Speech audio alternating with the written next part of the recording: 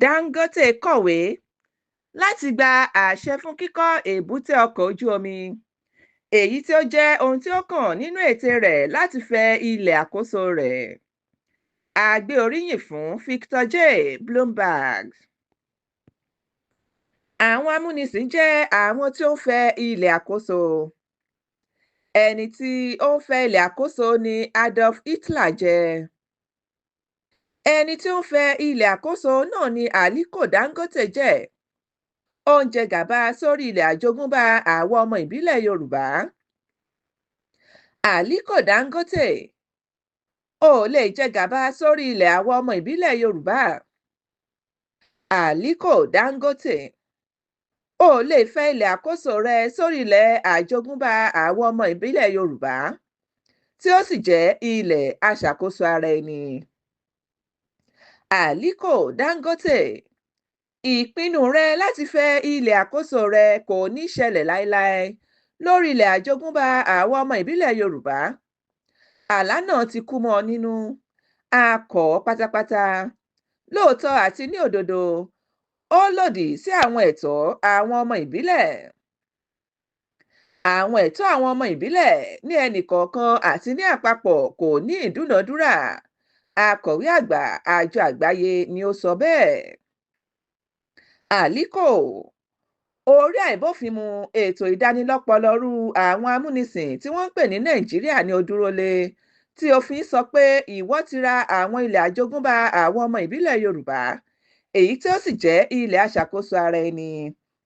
A máa ṣe ìwádìí àwọn tí ó ti rà tẹ́lẹ̀. Aliko Dangote, kò ṣeé ṣe fún ọ láti mú ìbófinmu jáde kúrò nínú àìbófinmu. Aliko Dangote ti ṣe àìnáání àwọn ẹ̀tọ́ àwọn ọmọ ìbílẹ̀ nípa jíjẹ gàba sórí ilẹ̀ àjogúnbá àwọn ọmọ ìbílẹ̀ Yorùbá, èyí tí ó sì jẹ́ ilẹ̀ aṣàkóso ara ẹni. Uthman Dan Fodio, ìlú Senegal ni baba ńlá rẹ̀ ti wá. Ńṣe ni ó sì gba tìbútìró ilẹ̀ àwọn ọmọ ìbílẹ̀ Haúsá tí wọ́n jẹ́ ọmọ onílẹ̀ ibẹ̀ láti àtètèkọ́ṣe, tí ó sì sọ wọ́n di ẹrú lórí ilẹ̀ àjogúnbá wọn. Aliko, ète rẹ láti fẹ ilẹ̀ àkóso rẹ ti jákulẹ̀. Gẹ́gẹ́ bí ìpinnu Uthman Dan Fodio láti fẹ ilẹ̀ àkóso rẹ̀ wọnú ilẹ̀ àjogúnbá àwọn ọmọ ìbílẹ̀ Yorùbá nígbà náà lọ́hùn-ún ṣe jákulẹ̀. Aliko, jí lójú oorun rẹ. Ètò àìbófinmu tí àwọn amúnisìn ṣe pẹ̀lú àwọn Fúlàní tó jẹ́ àtọ̀húnrèwá láti lò wọ́n gẹ́gẹ́ bí ojú tiwọn láti máa jẹ gàba kí wọ́n sì máa darí àwọn onílẹ̀, àwọn tó jẹ́ ọmọ ìbílẹ̀ wọn láti àtètèkọ́ṣe.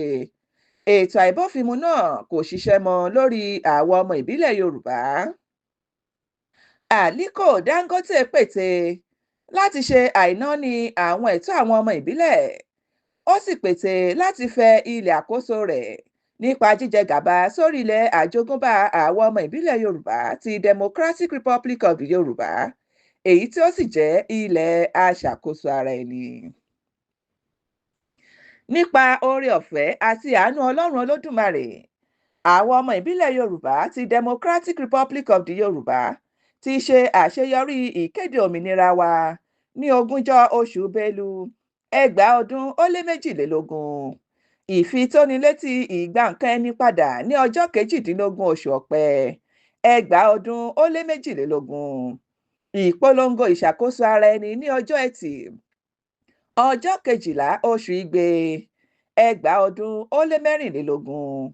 Àti ìbúra wọlé fún Mobọ́lájí Ọláwálé Akínọlá Ọmọkọrẹ gẹ́gẹ́ bí olórí aṣojú. Èyí ni ààrẹ Democratic Republic of the Yorùbá ní ọjọ́ Ẹtì ọjọ́ 12 oṣù Igbe 2024. Aliko Dangote, ní déédé oṣù Ògún 2025.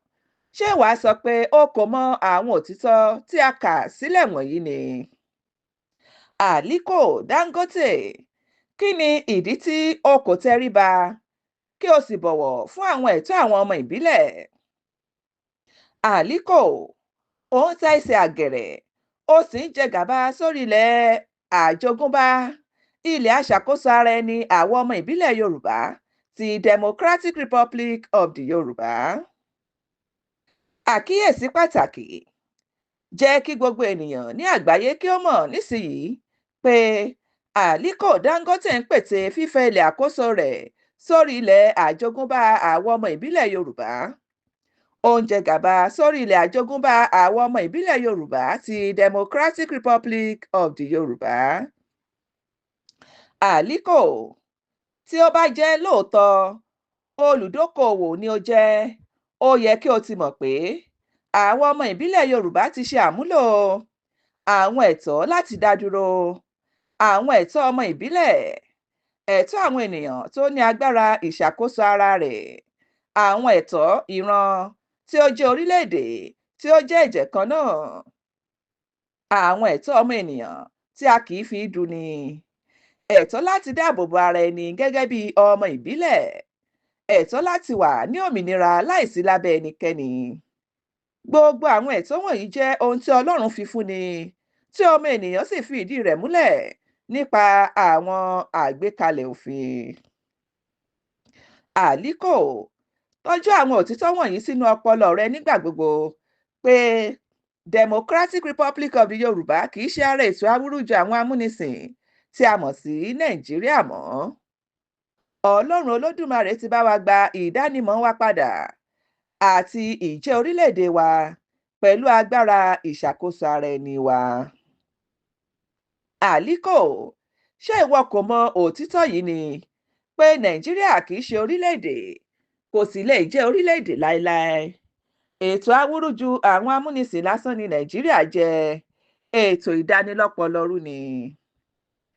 Aliko, ṣé ìwọ kò mọ̀ ni pé ìsopapọ̀ 100 ọdún tí àwọn amúnisìn ṣe ti dópin ní 20 ọdún ó lé 14. Aliko, àwọn gbólóhùn tí ó wà nínú àgbékalẹ̀ ọ̀rọ̀ náà fi hàn wípé òun fi ìgbéraga ṣe àìnáání òtítọ́ yìí pé ilẹ̀ àjogúnbá àwọn ọmọ ìbílẹ̀ Yorùbá, èyí tí ó sì jẹ́ ilẹ̀ aṣàkóso ara ẹni, kì í ṣe ara ètò ìdánilọ́pọlọrú tí wọ́n ń pè ní Nàìjíríà mọ́. Aliko, ǹjẹ́ o mọ gbólóhùn mìíràn tí a lè lò fún ẹni tí ó ń hùwà fífẹ́ ilẹ̀?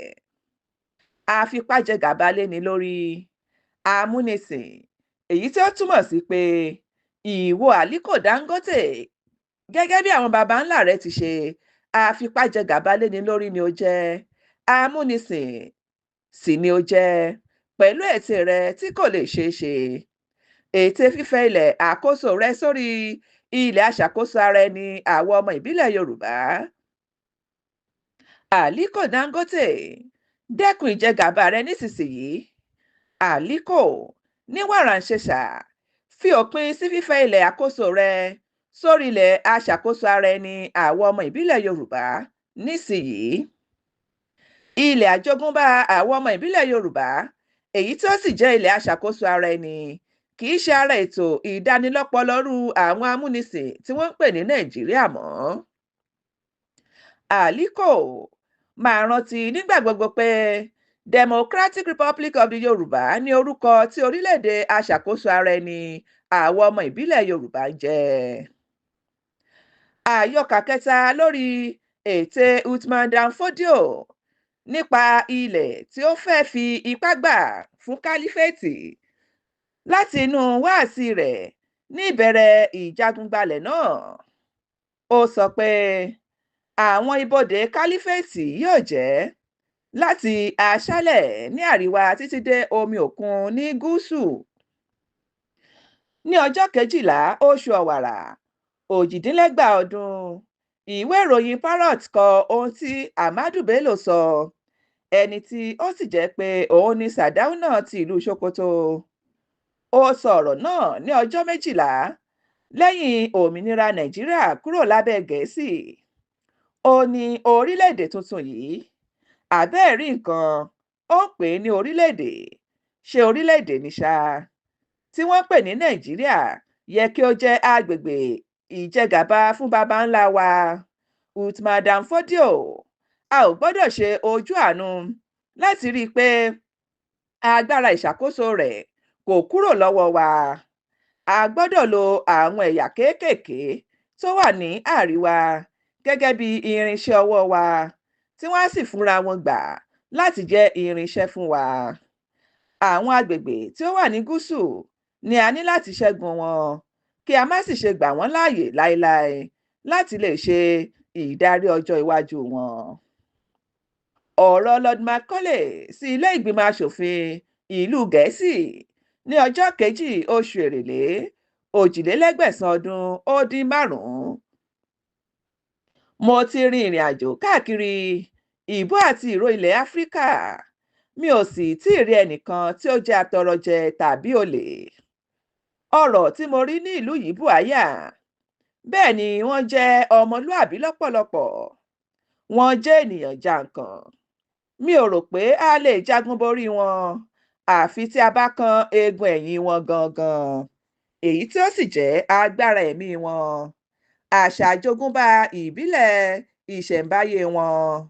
Nítorí náà, mo dábàá wípé kí a pààrọ̀ ètò ẹ̀kọ́ àdáyébá wọn, àṣà wọn, nítorí bí àwọn ará Áfíríkà bá lè ní nínú ìrònú wọn pé gbogbo ohun tí ó bá jẹ́ ti òkèèrè tí ó sì jẹ́ ti Gẹ̀ẹ́sì pé ó dára, ó sì sàn ju ohun àdáyébá tiwọn lọ.